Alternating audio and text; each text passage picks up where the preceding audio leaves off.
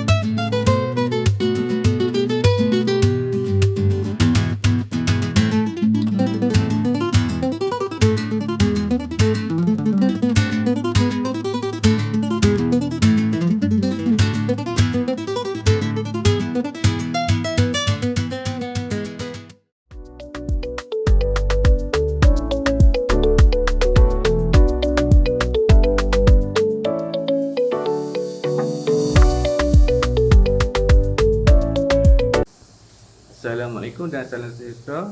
Seterusnya saya akan membentangkan rumusan kewangan bagi perniagaan kami.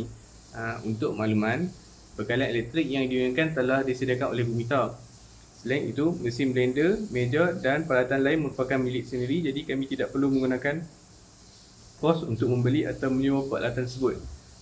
Modal yang kami keluarkan hanyalah untuk membeli bahan mentah dan keperluan pembungkusan seperti buah-buahan, gula, air mineral, ais serta satu set cawan plastik dan straw.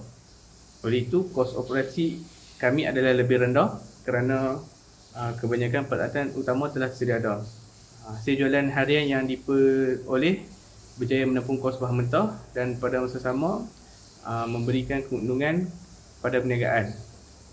Secara keseluruhan, perniagaan ini mampu menjana keuntungan dengan pengurusan kos yang baik serta mempunyai potensi untuk terus berkembang pada masa hadapan. Sekian, terima kasih.